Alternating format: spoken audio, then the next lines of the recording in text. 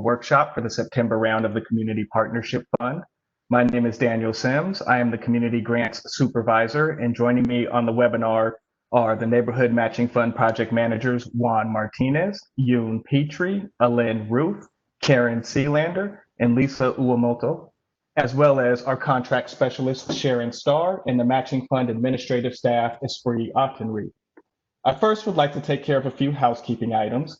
This workshop will be recorded and posted on DON's Front Porch News or Front Porch website. The link is in the chat. If you haven't already, we encourage you to RSVP on the Matching Fund webpage so we can provide you with an application, guidelines, and other materials that we will discuss this morning. The link to the webpage is in the chat. We ask that all participants mute themselves so the presenters can be clearly heard. The presentation will last no longer than 45 minutes, and at the conclusion of the presentation, we will allow another 45 minutes for questions and answers. If you think of a question during the presentation, please post the question in the chat, and we will ask the question during the Q&A portion of our program. Our intentions for the workshop are to provide you with an overview of the Neighborhood Matching Fund, a review of our program materials, tips to help you create a competitive application, and to answer any questions that you may have. The Neighborhood Matching Fund is a partnership between the city and the community. Historically, we have funded an average of $3 million spread across 200 projects per year. For September's round, we have a maximum of $750,000 in project awards. At this time, I would like to turn it over to Karen Sealander to talk about the type of projects we fund. Karen? Thank you, Daniel. Next slide, please. The Neighborhood Matching Fund was created in 1988 to provide city resources to fund projects that help make our communities stronger and more connected. Since then, we've funded over 5,000 projects across the city. Next slide. Here you see some examples of projects previously funded with neighborhood matching funds. The Boots portion of the iconic Hatton Boots in Georgetown, the China Gate in the Chinatown International District, a public space where exercise equipment was installed, and some columns under I-5 that were painted with a colorful mural. So public art, physical improvements in parks or the right-of-way, installing or upgrading school playgrounds, these are all common neighborhood matching fund projects.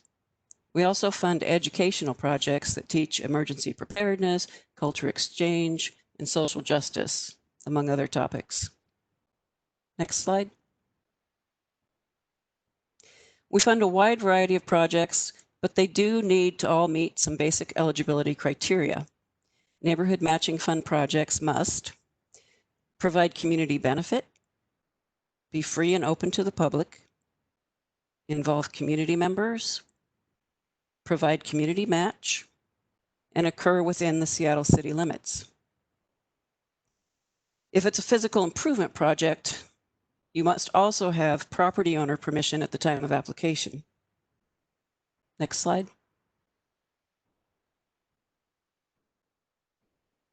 For this funding opportunity, there are some additional requirements due to the current public health emergency.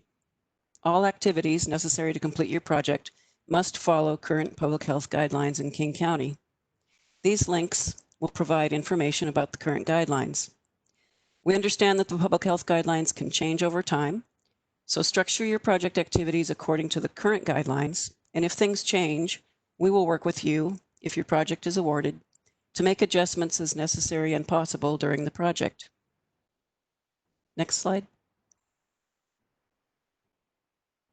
To access the Neighborhood Matching Fund, there are 3 steps to take.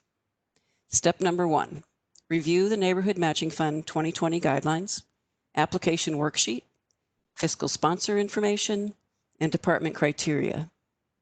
These documents contain the information we are sharing here today and will be available in the chat feature of the workshop. Or we can email them to you also if it's requested. Step number 2.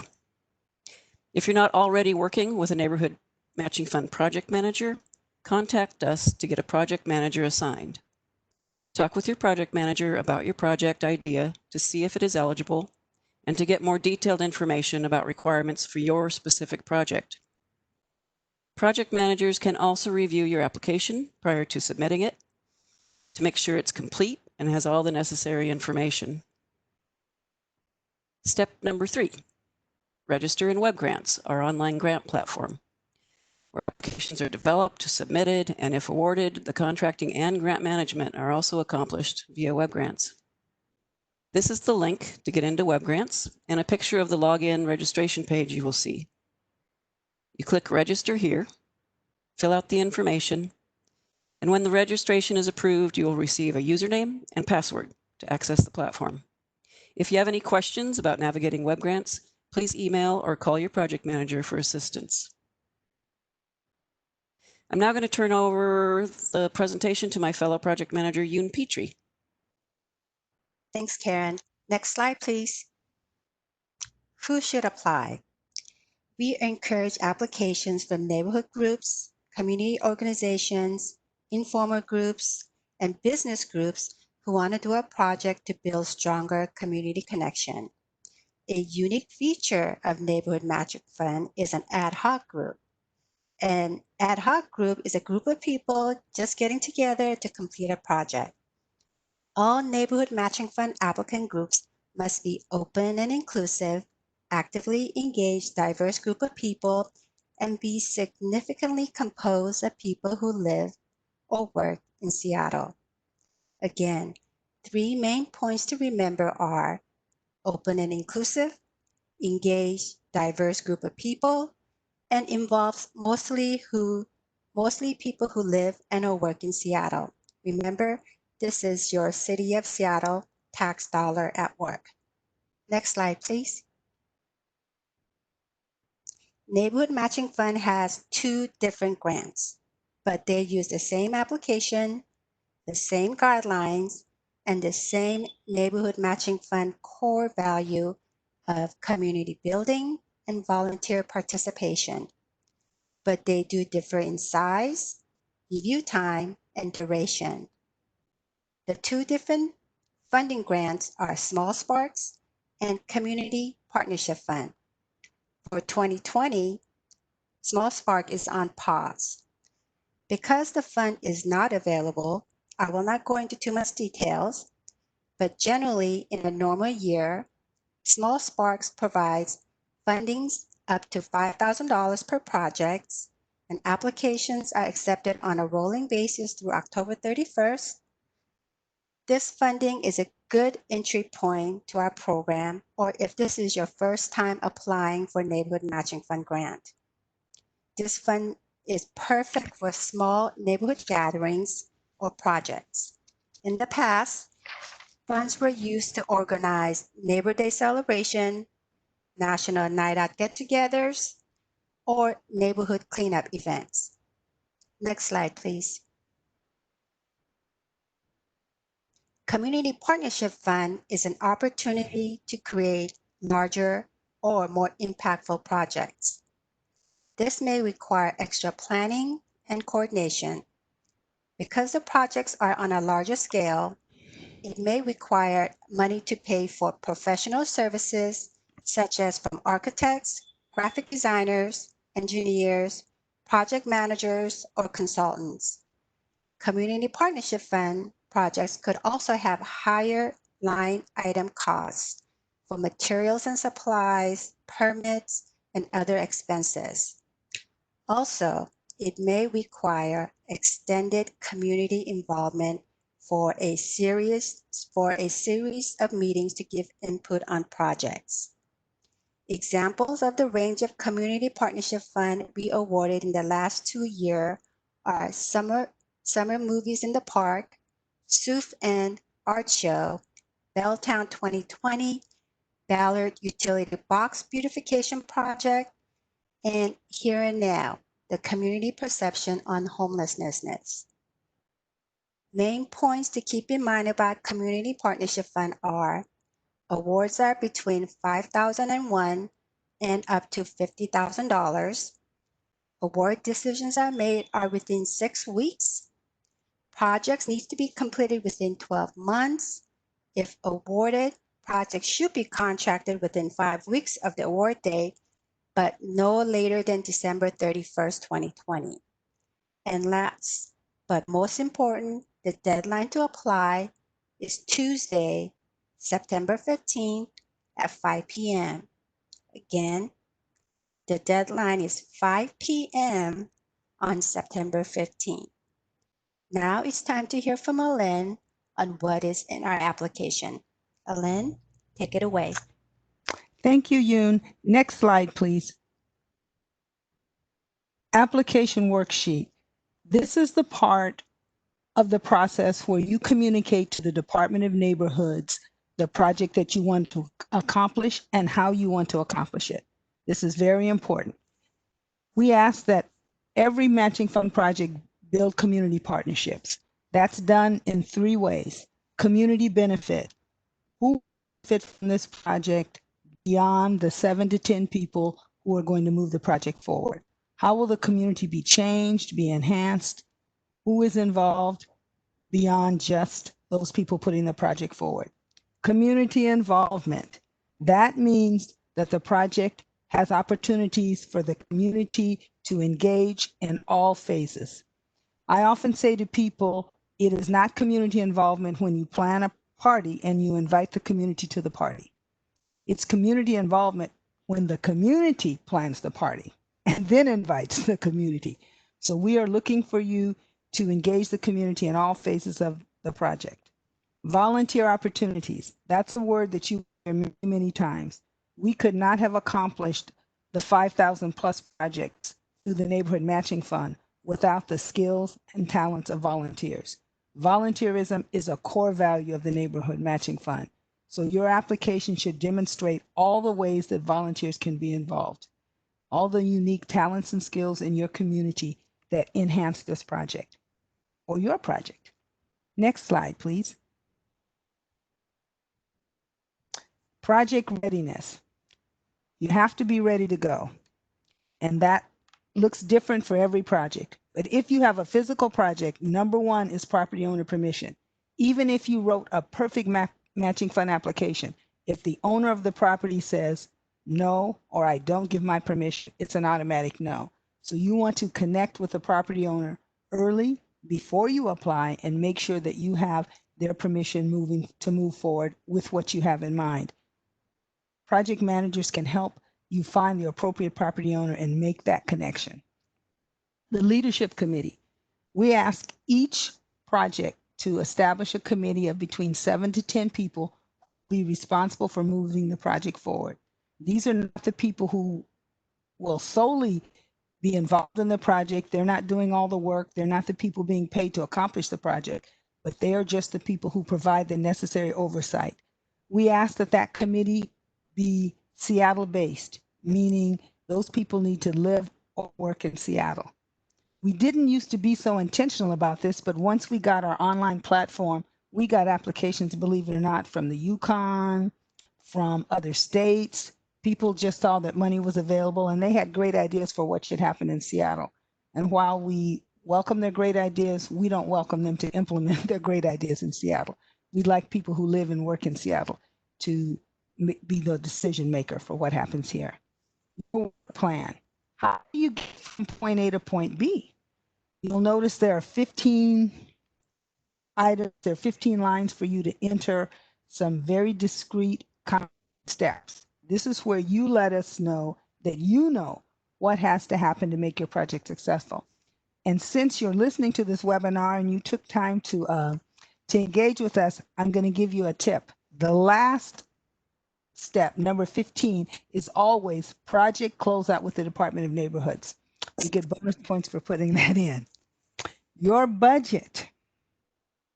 Your budget is the manner in which you're going to get the project accomplished with the resources that the city provides and the resources that you provide. The budget for our purposes includes 2 parts. What you want from the city, which is the first part of the budget, and your match portion, what the community has provided. We'll look at that in more detail in the next slide. Next slide, please. Budget expenses. Traditionally, they fall into 4 categories. And relax, you don't have to have something in every category. It's personnel, professional services, supplies and materials, construction, and capital.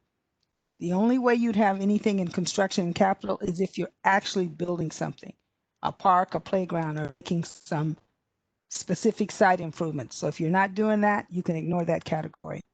Personnel.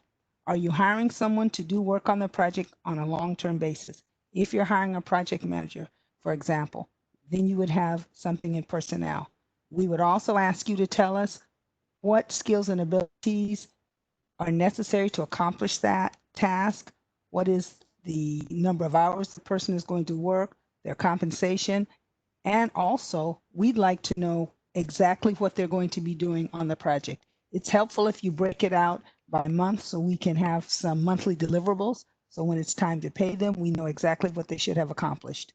Professional services.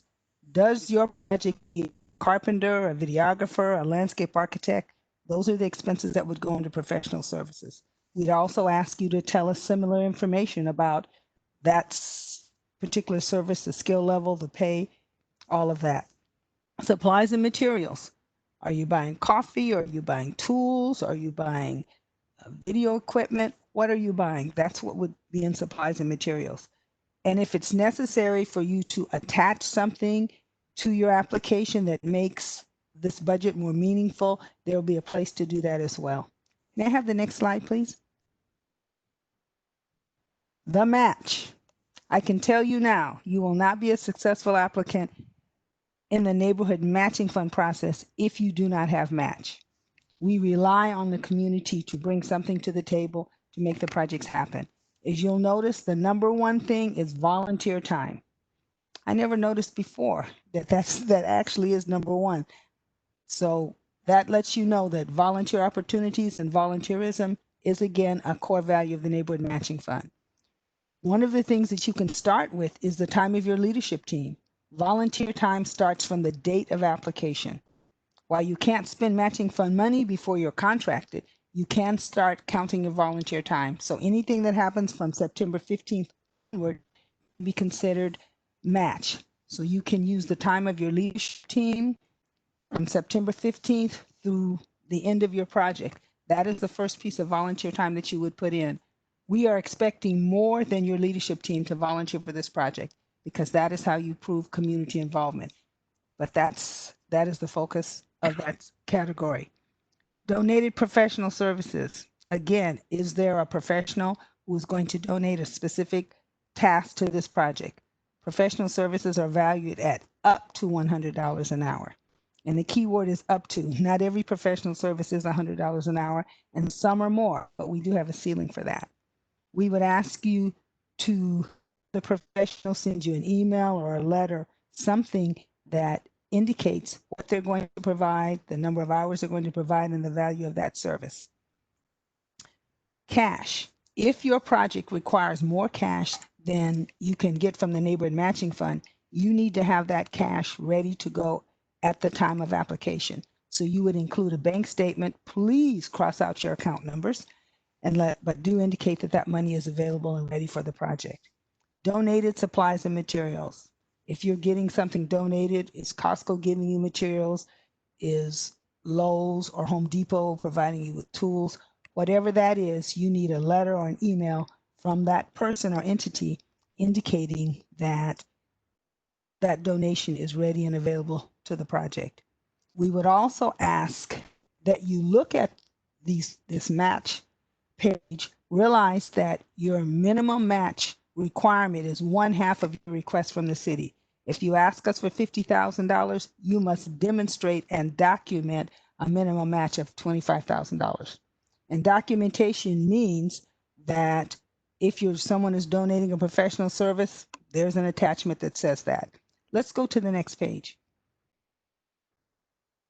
Match pledge form. Once again, volunteerism is important because we ask you to name the volunteers and give us some identifying information about them so that we can be sure that they exist and that they're ready to participate in the project. We realize that not everyone is comfortable giving a lot of personal information. So if you cannot get an address, you can use the address of the project. But we do need something, name, email, something that lets us know this is an actual person. Fiscal sponsor. We haven't talked a lot about that, but I can tell you now that the city does not pay your bills directly. We will not write a check to a vendor or to you personally. What we will do is ask you to identify a 501c3 organization who can act as a pass-through, who will pay your bills and do the financial management. You can put the cost of that, because some fiscal sponsors do charge, you can put the cost of that in your application. Fiscal sponsors also can provide insurance. Every project has to have commercial general liability insurance. You can put the cost of that in your application, but usually if you're an ad hoc group or you're just starting out, it is cheaper if your fiscal sponsor has that insurance and can either add you or can purchase it for you. Your project manager can give you more information about that. Attachments are very important. They're important because they help you document your match. They also help you complete your matching fund story for us. So if you have donations of materials or people doing work, you should have attachments. If you have a more complicated project and you need to give us a construction schedule, that would be an attachment. If you're hiring personnel and you want to let us know that you know the skills, abilities, and talents and how the work is they're going to accomplish flows with the project, that would be an attachment. I think I'm going to now turn it over to my coworker, Lisa Uemoto, and she will give you some valuable information and conclude the presentation. Lisa? Thank you. Next slide, please. So if there's one thing we hope you can take away with you from today's workshop, and that would be please connect and work with a neighborhood matching fund project manager early and throughout the process. Your neighborhood matching fund project manager can help you in so many different ways. One workshop, they can meet you and your group virtually to discuss your project and answer any specific question you may have about your project. They can also offer help with your web grant. Earlier, we mentioned that all application was submitted via City of Seattle web grant system. So if you have trouble logging or you're not sure if the attachment came out correctly, you have problem entering information for the volunteer pledge section, these are the things that the project manager can also help you troubleshoot. The project manager can also help you connect and navigate through city department and make sure you get to the right liaison contact. Your project may be a special event project, art project, a street improvement project, parks improvement. All of these may require permits and or property owner permission, and the project manager can help you get to the right contact. The project manager can also help review application prior to submittal. I'm hoping this is something that everybody will take advantage of, because the least you want is where you putting all your hard work into making this application and submit it, but later you learn that there's something on your application just didn't meet our basic requirement. And that's something that your project manager can easily point out to you when they review your draft application. But please do submit your draft application to your project manager at least 2 weeks in advance if possible. Last Chance Monday. The application deadline is 5 p.m. sharp on Tuesday, September 15. The Monday before, September 14, your project manager will be available to for you from 7 a.m. to 7 p.m. to answer any last-minute questions. Our hope is by the Last Chance Monday, your application is already about 80 or 90% done, and maybe you are adding something new at the last minute, or you make some little tweak about your application and you just want to make sure that still meets the guidelines. That Last Chance Monday is a great day that you can contact us for that kind of question.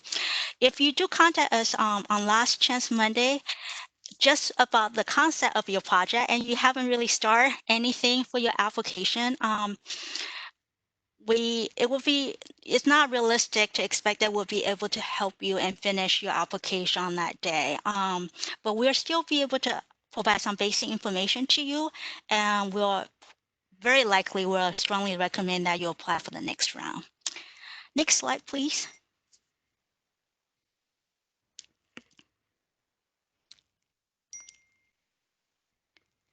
If I can have the next slide, please.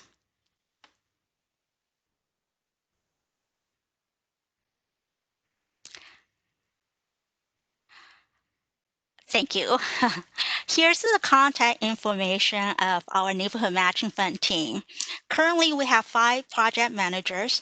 If you're already working with one of the project manager, yeah, you're at a good start. But if you haven't worked with one or you don't have one yet, don't worry. Please RSVP your project. The RSVP link should be available in the chat box. Once you RSVP, your project will be able to assign a project manager to you. If you're calling in today and you can see the chat box and you can see the link, just give us a call. Our number is 206-233-0093. That is 206-233-0093. And then we'll be able to also help you through the phone. Next slide, please.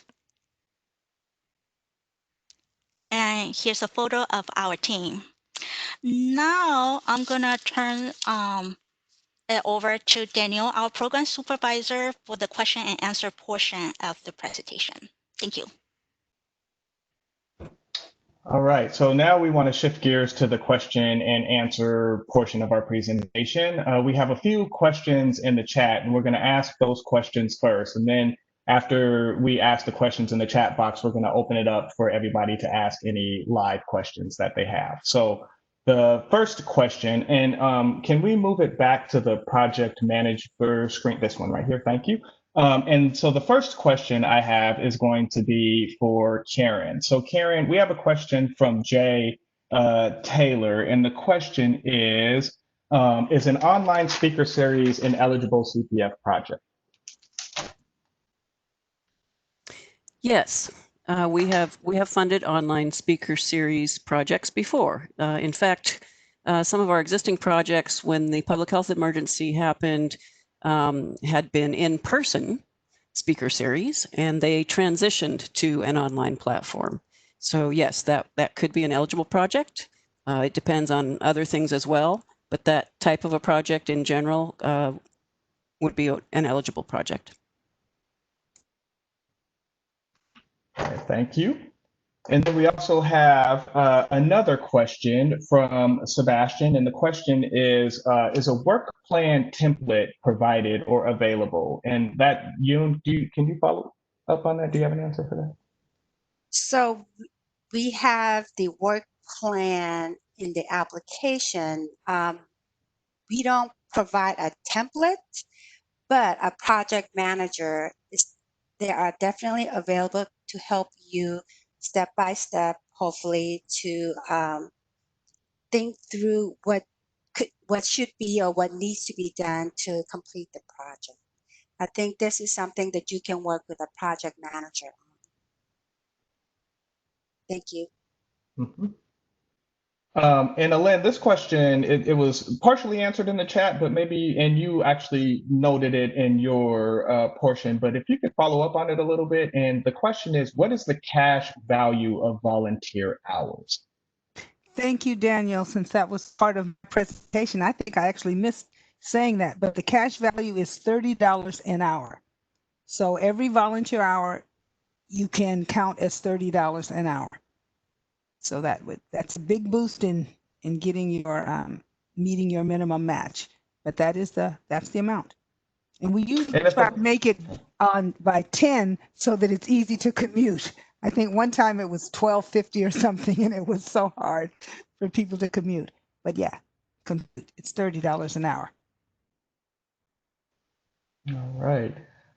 We have another question, and Lisa, this one is for you. So if we are a 501c3 business improvement area program manager, do we need a fiscal sponsor? You can be both a program contact and also your own fiscal sponsor, as long as there are 2 different contacts there.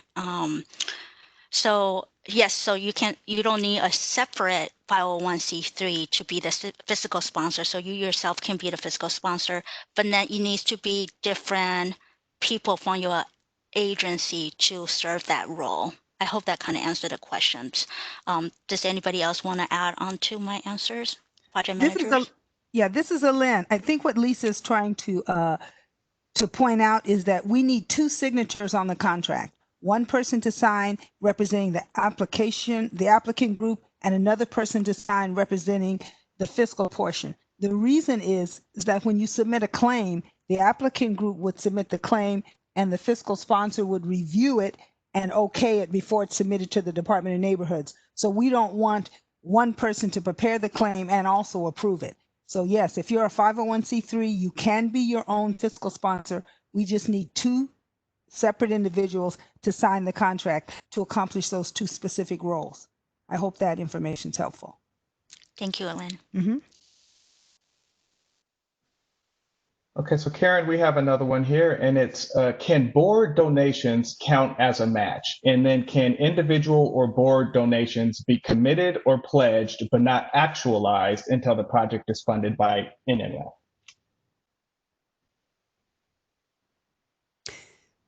Yes, so donations to the project can be used as cash match.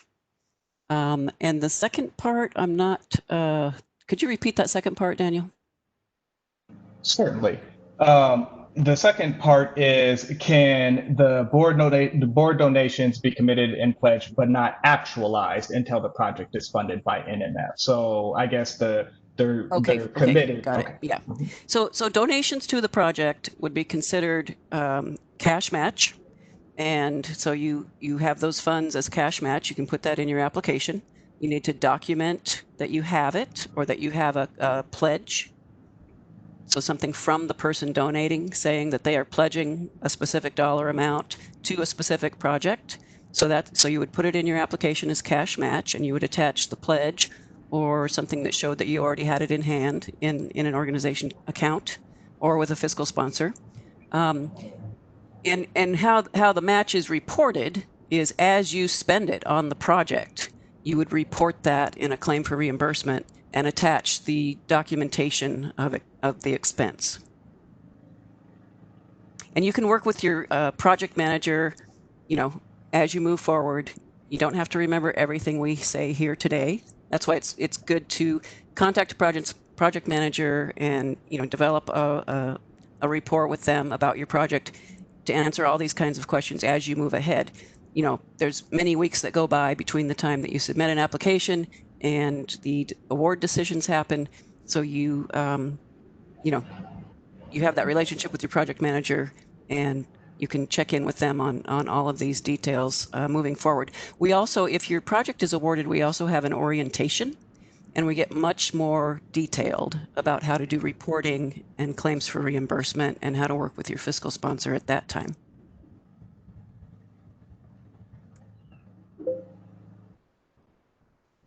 Yoon, this is more to the approach, I guess, of the project managers and specific to neighborhoods. So the question is, do you recommend specific project managers for certain neighborhoods?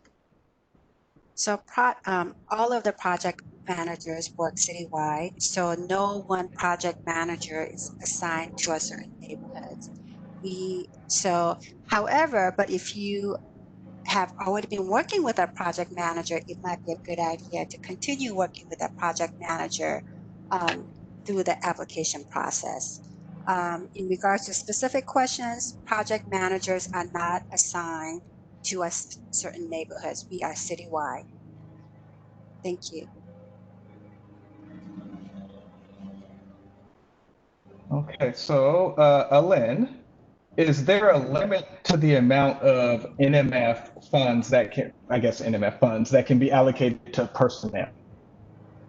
Okay, this comes under the heading of I don't like to answer questions in a vacuum. However, there are two ways to look at it. Under personnel, for example, if you are going to hire a specific project manager for this project, you can use up to 10% of the award amount for a project manager. If you have a project that requires people to accomplish it, let's say you're doing a tutoring project and you need to hire tutors, you might need to hire mentors, you might need to hire specific people. We don't say that there's a arbitrary percentage, but we do look at your application in the aggregate and make sure that you are that your project, the expenses in your project, not just personnel, and that you are not maybe accounting for other things you might need, like supplies, like location space, and that sort of thing. So the only hard and fast rule we have is up to 10% of the award amount for a project manager, but we look at each project individually, each project need, and each budget need individually and specifically. I hope that's helpful.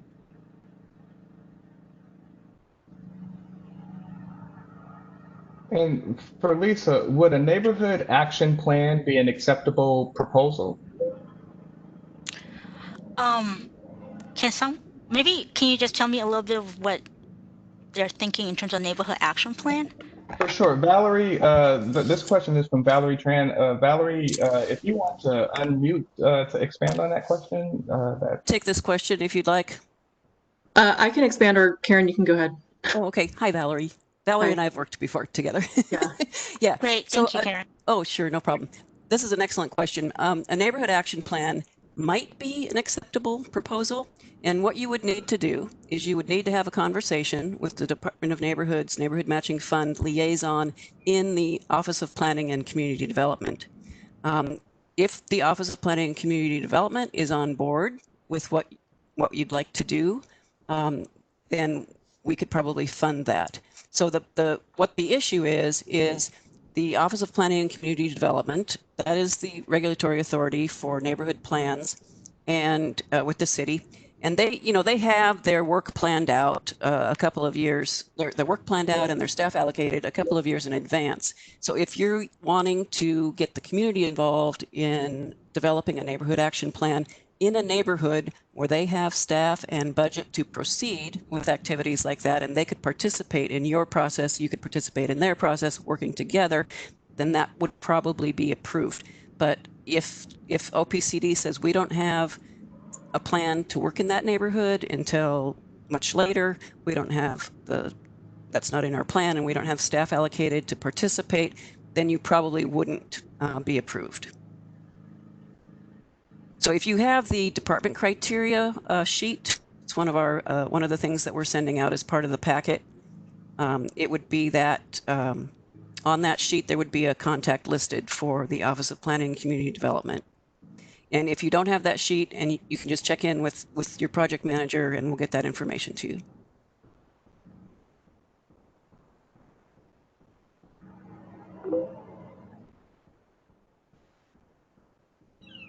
Okay. Yoon, can you please further explain the 5-week requirement for awarding funds?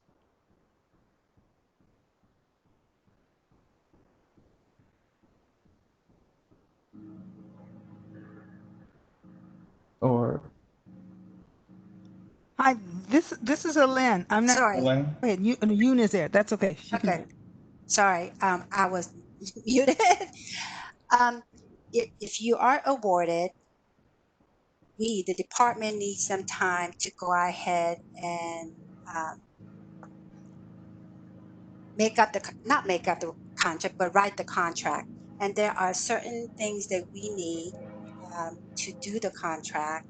And so therefore, there's like a 5-week period where it will go back and forth between the applicant and the project manager on information that is required as part of the contract. Sometimes it may take a little bit longer to get the information. That's why we have that deadline of December 31st, where we need to have all awarded contracts contracted out by December 31st. But our hope as project manager is once you guys are awarded, our job is to get the contract signed and delivered and ready for you guys to proceed with your project within the 5 weeks. That is our aim. Thank you. Daniel, this is Elaine. Could I add one thing? Certainly. I would also say this in support of our contract specialists. Sometimes we award 25 to 30 contracts. There are 5 project managers. There's only one person. We only have one person who's responsible for generating those contracts, getting them signed. And so while I might be ready to go with my 10 or 20 or 10 or 15 that are assigned to me, our contract specialist, Sharon Starr, has to handle the work of 4 other project managers. So it does take some time, and we just can't do everyone all at once. It's kind of like a funnel. We all give our things to Sharon, and she's responsible for all those details. So it can take up to 2 weeks from the time you give us your information for us to generate the contract, get the signatures, and have our department director sign. So there is some paperwork, and there's time to get that accomplished. Thanks, Ellen. And then coming right back to you, Ellen, does the volunteer match start at the date you submit your application? For example, if you submit it before the deadline, or does it strictly start on the deadline of 9/15? That is a good September question, 15th. Daniel. That is a good question. We had to choose a deadline that was fair to everyone. When the matching fund was put together, the idea was that people would use their match resources and count their volunteer time. Well, communities were very smart. Years ago, they said, well, we put in 1,000, 2,000 volunteer hours before we even applied. So now we've met our minimum match. And the law department wanted us to come up with a deadline and a date that was fair to everyone. So we used the date of application. That is fair to everyone. Everyone applies on the same date. When we have application periods open in the future, that the deadline for match will be that application date.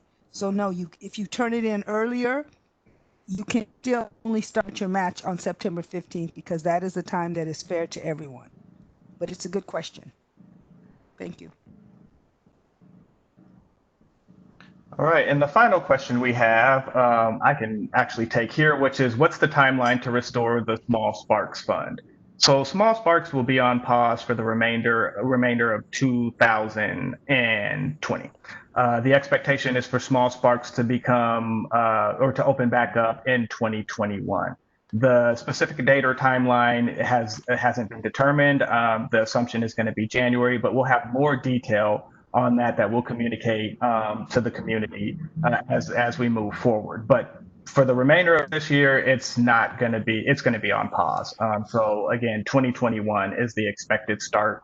Early January 2021 is the expected start of Small Sparks or restoration of Small Sparks. Hi, Daniel. I have a question from a community member. Yes. The question is, did you release the total amount of funds available for this cycle? And are our chances of being awarded a grant similar to previous years, or is the competition anticipated to be stronger this year? Well, I think, yes, we did release the total amount of award that we had available to offer this year, or at least for the September cycle. When we were paused earlier, it's because there were all, I mean, the city, as you guys know, COVID was happening and is still happening, and there were budget implications of that. So we had one award cycle that we were able to award, which is this one, September. And $750,000 is the total amount in the program that we have to offer this cycle. And what was the second part of that question, Ms. Bree? And the second part was, are chances of being awarded a grant similar to previous years, or is competition anticipated to be stronger this year? That one is a hard one to know. I think, with only one cycle versus three, I think that there is potential for competition to be higher. But I think I can't answer that question with complete knowledge and understanding. I would assume that more people will apply, but we don't know that for sure. So I think that you can assume that it might be more competitive. So to work with the PM earlier on to make sure that you're dotting your I's and crossing your T's and having a solid project. I think that that's the best course moving forward, and for anybody who's attending this particular workshop to take advantage of that immediately. Great advice. Thank you. So on that note, I would. Oh well, actually, so Pat has a question about what was the funding rate for last year and what % of projects have been funded in the past. Does anyone or This Lynn, can I speak to that a little bit? certainly? Yeah, the Community Partnership Fund has always been a competitive process. Traditionally, probably a little greater than 2/3 are awarded in every round, and that speaks more to the readiness of the project than it does to the amount of money that's available. Sometimes we have money available to fund every project that's in the cycle, but people are not equally ready. And it's really hard to give you a hard and fast percentage because let's say I'm working with 10 people, Yoon's working with 10, Karen's working with 12, Lisa's working with 12, Juan's working with some. We don't know until the date of application who actually is going to push the button. We don't know how the how they're going to score out. So I can't tell you whether everybody who asked for $30,000 is going to get awarded. You know, that has a lot to do with the percentage of projects we fund, is whether or not people who ask for larger amounts are higher up on the list. It really is difficult to say, but I've been doing this a little over 30 years, and overall, it's about 2/3 to 3/4. And the good news is, because we're a public funder, we're not a private funder, we're a public funder, these are public tax dollars, there is no mystery to our application process, which is why we work with you in advance if you let us. If you are not awarded, we will tell you specifically why you're not awarded. If it's for an ineligibility reason, we'll say, you know, sorry, we're not the funding source for you. But if it's something you can fix, we will tell you specifically what you need to fix, and you're welcome to come back in the next round. So I wish I could give you a hard and fast figure. I can just tell you generally, those are the numbers, and it depends upon what types of projects people are doing, how well they listen to our advice, and just how it comes in on the score sheet. But it's always a competitive process, always has been. Daniel, We could I did have, oh, go, yes, Karen. Yeah, I just wanted to add a little bit of information about our review process. So our review process is a citywide review process. It's not just a group of people in the Department of Neighborhoods making these funding decisions. So we do send your applications to various city departments, property owner departments, regulatory agencies, and sometimes it even goes to departments that are not regulatory or property owner, but may have some additional input or helpful advice or even some resources to make available to your project. So it's not just the Department of Neighborhoods. And so there is other review entities. And if a property owner department says no to a project, then we have to say no to a project. So that just gives you a little bit of perspective on how the applications are rated. But this is Elaine, can I just add a point of clarification? The other departments give us a yes or no based on property owner permission or whether it's legal or whether it's allowed. But the actual award decisions and the reviewing of the application and how it meets neighborhood matching fund guidelines is done within the Department of Neighborhoods. While the Parks Department can say, no, they cannot participate in, can't build in the park, they do not review our applications for match, for community benefit and all that. So those other departments, some of them are regulatory, some of them are not, but they do not make the final award decision unless it's on their property. Then what say is a yes or a no. But the actual funding decisions and the allocation of dollars, once you meet that threshold, is done within the Department of Neighborhoods by project managers assigned to in that cycle, and then it's reviewed by our director, deputy director, and our program supervisor. So I just wanted to add that bit of clarification. And for a hard and fast figure to the question, 90 applications were submitted in 2019 and 70 projects were awarded. So we're looking at roughly 77% of projects being awarded. Bingo. And so there's one more question that we have in the chat, and Lisa, this one I will toss to you if you don't mind. So, is there somewhere we can view past applications that were awarded as an example or as examples of well-completed applications? And I would like to add to this question too, is that by working with project managers, is there a way that we can become even more familiar with projects that were awarded, or can project managers even ask or provide us with examples of well-completed applications? Thank you. I would say actually I would really recommend you just work directly with the project manager to talk about the project that you are interested to apply right now. Because sometimes I feel like people, when they look at the sample of past application, it's it gets confusing because what happened that people sometimes tend to do is they want to sort of take a piece of here and a piece of there, but it's not quite the same as your true intent of your project. The application, so I think that really the best is really just work directly with the project manager. Let's talk about your project, and then the project manager can help guide you through the application process. This is Lynn. Can I add one other thing? We used to provide those. We used to let people do that. We stopped for a couple of reasons. Number one, almost every time we did that, for people would copy to the point where they would use the name of the other organization, which wasn't good. But the other thing, the big reason we stopped doing it is for privacy. It is really difficult to have to go in and redact people's personal information, and there were some issues that came up with that. And the real reason we don't do it is that your project is your story. Even if it's the same type of project, your neighborhood is different, the people who are involved are different. You need to tell your story of how this project affects you and who you are going to involve. So we just don't do that anymore for a variety of reasons. And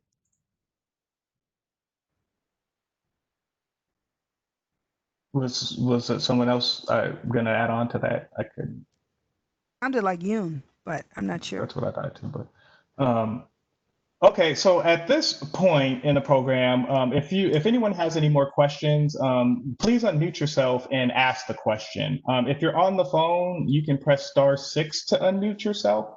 But we'd like to take the rest of this time for people to just present their questions to the group, if you would like.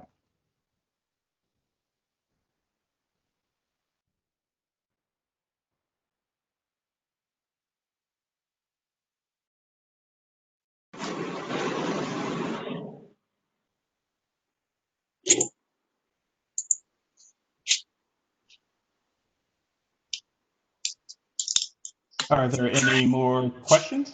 I have a question just on the funding. This is Ryan. If you are selected and you do receive funds, is there a time period when you have to use those funds? That all funds have to be used? Karen, do Neil, you I can want to take answer this. that? Yeah. Mhm. Yeah. So the expectation is that a community partnership fund project be completed within 1 year of contracting. So from the time you sign the contract with the Department of Neighborhoods, the expectation is that you complete your project in 1 year. Now, these are community-based projects, and sometimes things don't go as planned. Sometimes there are delays that are not within your control. For instance, sometimes city departments take longer to review permits or do some kind of review process, or so we understand that there can be delays, and that they're not always the result of you not working diligently on your project. So we do grant extensions, and the way that works is every month we look at what projects have contracts that are expiring that month, and we contact you early in the month, and for a status report. We ask you if you can get your final reporting and claims for reimbursement submitted in time for us to review them before the end of the month, and if not, then you are expected to request an extension and give us the reason why, and then we can extend the contract. So the expectation is to finish within a year. If you finish sooner, that's great. If you need extensions, that's also possible. Okay, great. Thanks.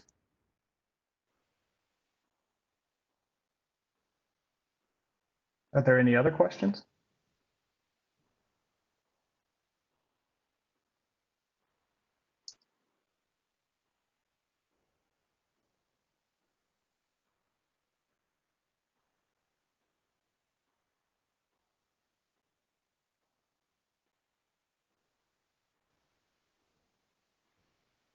If you do have any questions and you think of them, I want to extend this time a little bit, so I'll offer another minute for any questions if people are thinking of questions or have them to present them.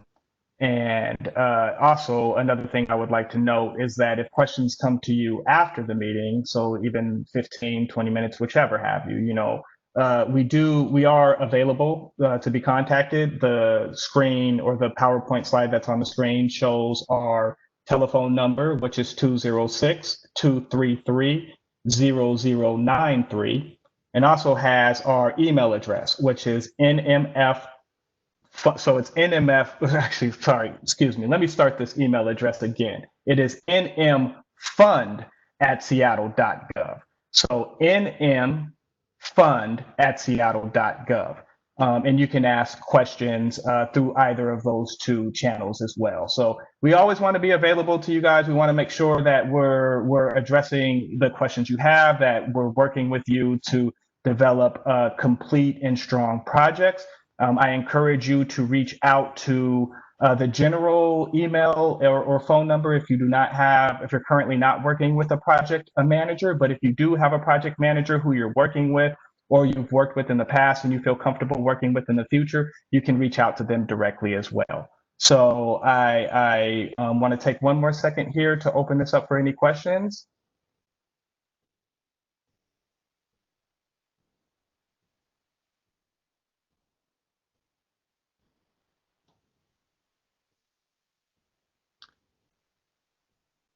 All right. Well, if there are no questions, again, feel free to contact us, and we continue to working with, or we look forward to working with you in the future. So again, please contact us. We want to work with you. So at this point, I believe that we are going to be done with our webinar. So again, like I strongly encourage again to reach out to us. So all of you have a very good day, and try to stay cool. Thank you.